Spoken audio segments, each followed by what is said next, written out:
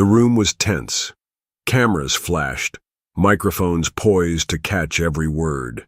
Millions of eyes were glued to the screen, waiting. Donald Trump, standing tall and calm, adjusted his tie. The weight of the moment pressed on him, but inside, he carried something heavier. A mission he believed would protect his country's future.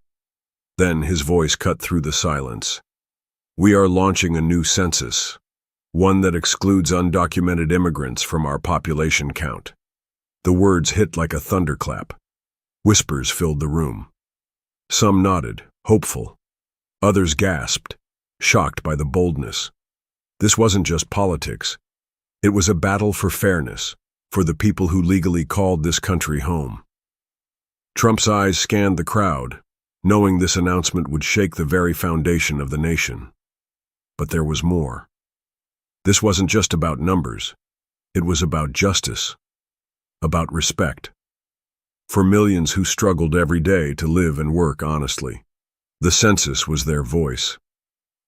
And Trump vowed to make sure it counted only those who belonged. The camera zoomed in on Mitch McConnell's face.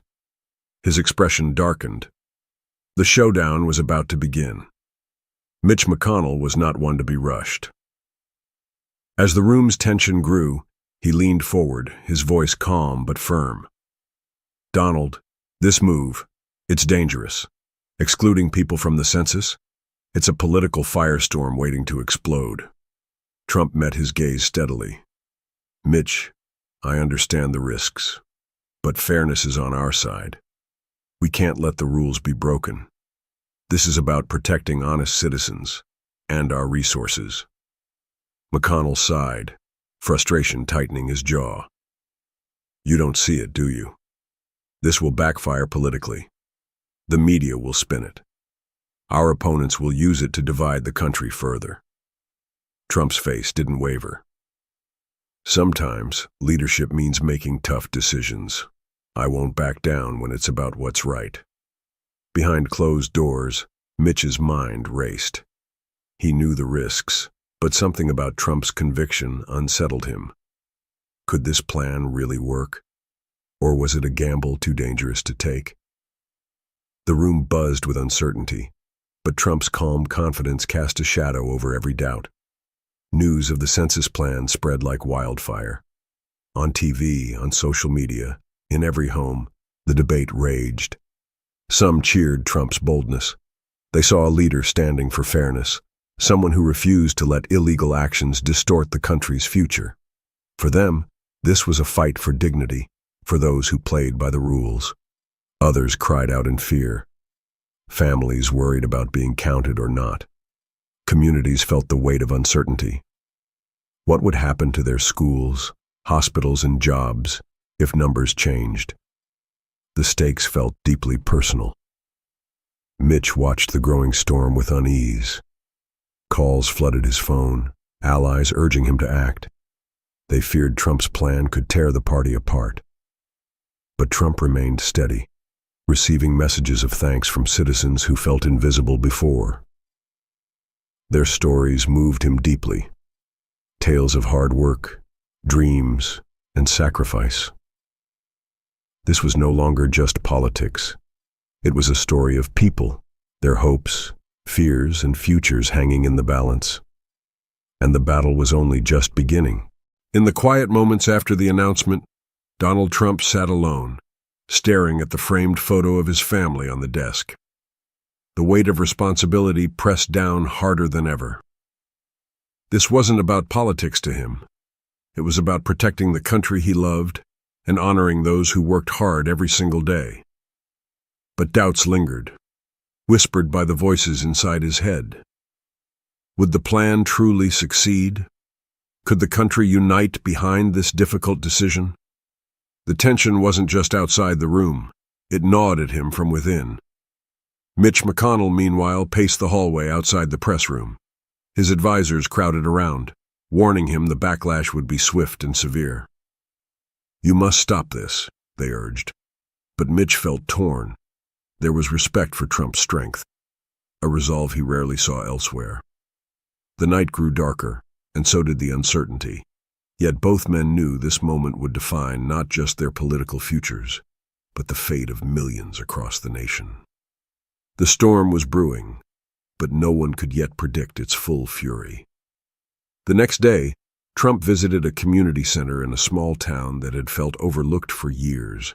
There, he listened quietly as families shared their stories of struggle, hope, and resilience.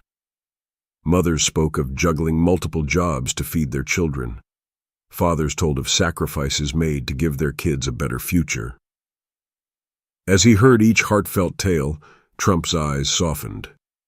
These were the real Americans he wanted to protect, the honest, hard-working people who deserved to be counted and heard. The census wasn't just numbers. It was their lives, their dreams, and their voices. Back in Washington, McConnell's warnings grew louder. Some accused Trump of dividing the country. Others feared political ruin. But Trump's resolve remained unshaken, fueled by the faces and stories he'd just met. This was more than politics. It was personal. It was about justice and honor. And in the silence between speeches and headlines, the true battle for America's soul had begun. Just when it seemed the opposition was gaining momentum, an unexpected twist changed everything. A respected bipartisan group of census experts released a report backing Trump's plan, stating that excluding undocumented immigrants from population counts was not only legal, but essential for fair resource allocation. The room where McConnell had been preparing a counterattack fell silent. The expert report was a game-changer, giving Trump's plan new credibility. McConnell's confidence wavered. The political battlefield suddenly shifted beneath his feet. Trump seized the moment, addressing the nation with renewed passion and clarity. "This plan is about fairness, respect, and the future of all Americans," he said. His voice carried the weight of truth and conviction. Mitch McConnell found himself caught between old loyalties and new realities. He realized this battle was no longer just political. It was deeply personal for millions. The stakes had never been higher, and as the nation watched, the showdown took on a new, unexpected shape. The moment the expert report came out supporting Trump's plan, the media frenzy exploded. Headlines flashed across screens nationwide, some praising the fairness of the move, others condemning it as harsh and divisive. News anchors debated fiercely. Social media erupted with voices from every side. Trump watched carefully, understanding the power of the narrative. He knew this was more than just words on a screen. It was about hearts and minds.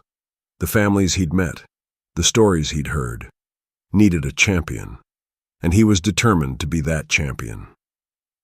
Yet the noise was overwhelming. McConnell, once so confident, now appeared uneasy in interviews.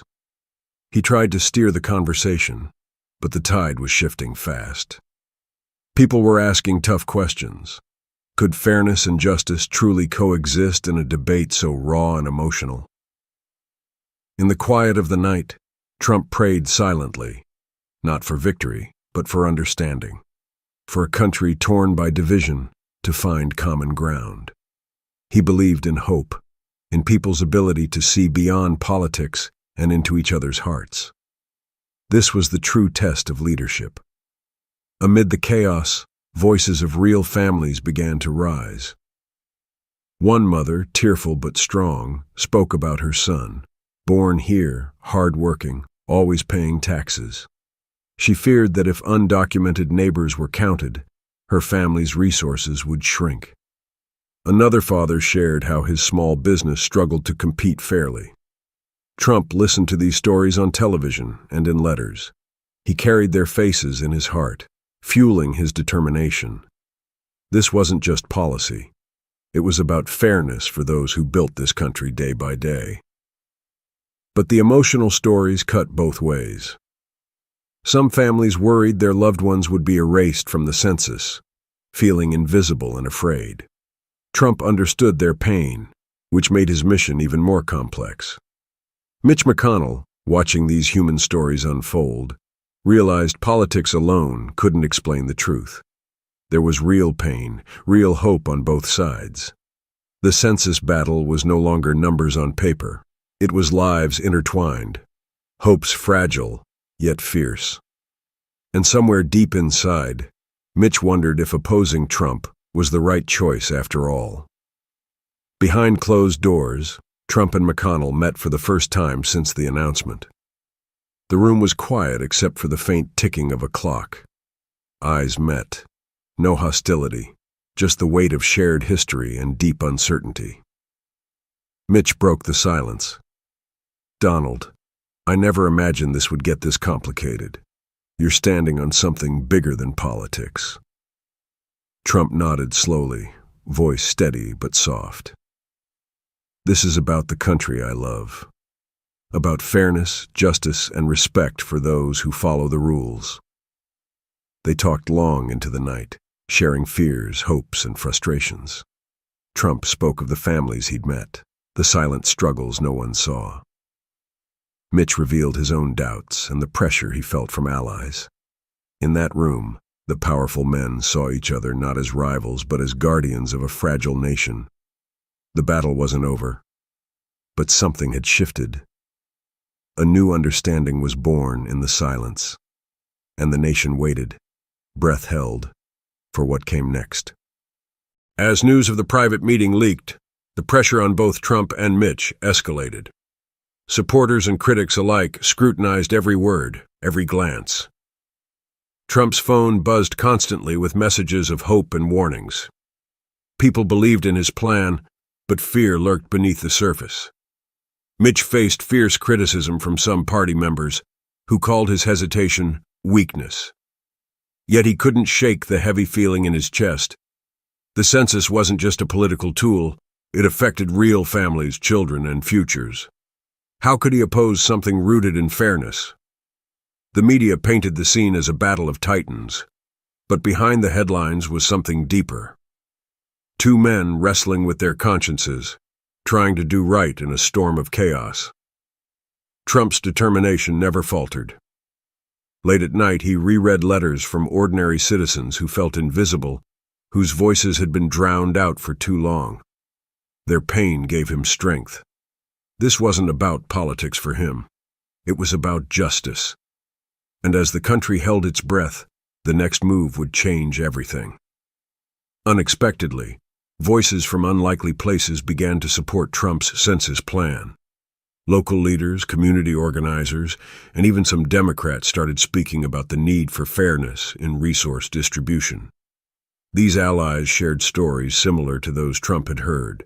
A mother worrying about overcrowded schools, a teacher stretched too thin, a nurse overwhelmed in understaffed hospitals. Their faces appeared on TV, their words touching hearts across the nation. Mitch watched these developments with growing unease. The opposition he'd expected to rally was fragmenting. Yet the emotional weight of these stories made him pause. This was no longer a simple political fight. It was a national conversation about fairness and belonging. Trump's ability to unite people around these real struggles surprised many. His leadership was more than slogans. It was empathy, listening, and standing firm for what mattered. As the alliance grew, so did the hope that the country could heal, if only for a moment, through honesty and respect. The tension reached a breaking point when a passionate town hall meeting was broadcast live. Families from all walks of life shared raw, tear-filled stories about how the census impacted their daily lives. Trump sat quietly, absorbing every word. He felt their pain, their hopes, and the heavy weight of their futures. This was his moment to show he was not just a leader, but a servant to their dreams. Mitch, watching from afar, felt the sting of regret. Had he underestimated the power of truth and empathy in leadership? The political game suddenly seemed small compared to the real lives at stake. The country watched, hearts heavy and hopeful, as the story unfolded not in grand speeches, but in quiet moments of human connection. In that fragile space, change felt possible, and the future, uncertain but full of promise. As the census debate roared on, a quieter but powerful movement began to grow. Ordinary citizens, often overlooked, started speaking up, not with anger, but with heartfelt stories about fairness and hope. Many wrote letters to Trump, sharing their dreams and fears. Some who had been skeptical found themselves moved by his unwavering commitment to justice. Trump read every message, feeling the strength of a nation's silent majority. These were people who worked hard, obeyed laws, and simply wanted their voices counted. Their faith in him gave him a renewed sense of purpose. Mitch McConnell, observing from the sidelines, felt the pressure shift again. The opposition was not as united as it seemed. More importantly, the emotional power of these stories made the fight about more than politics. It was about the heart of America. This quiet support surprised many, reminding the nation that true leadership listens and cares deeply for the people. And amid the noise, a fragile hope began to bloom. A hope that fairness could bring healing. The census debate reached a pivotal moment during a live televised event where Trump faced questions from citizens. One mother, her voice trembling, spoke of her struggle to give her children a better life. A teacher described overcrowded classrooms and the toll on education. Trump responded not with political rhetoric, but with sincere empathy and conviction. He promised to fight for fairness and for the families who deserve to be counted and cared for. His words touched hearts across the nation. Mitch watched closely, his respect for Trump growing. The political battle had become something deeper, a fight for justice and hope. This moment marked a turning point. The nation began to see Trump not just as a politician, but as a leader willing to stand for what was right, even when it was hard. And in that shared hope, the country found a glimpse of unity. In the days following the televised event, Mitch McConnell felt a heavy weight in his heart. His initial opposition to Trump's plan now felt misplaced. The powerful stories, the raw emotions, and Trump's unwavering strength had opened his eyes. In a private conversation, Mitch admitted to Trump his regret for challenging the plan. He recognized the courage it took to stand firm for fairness in the face of intense criticism. Trump accepted the apology with grace, knowing that true leadership sometimes meant bringing even skeptics together for a greater cause. This unexpected reconciliation sent ripples through the political world. It showed that beyond rivalry, respect and understanding could prevail. For the first time in a long while, hope blossomed that America could heal from its divisions. The story was far from over, but a new chapter of possibility had begun.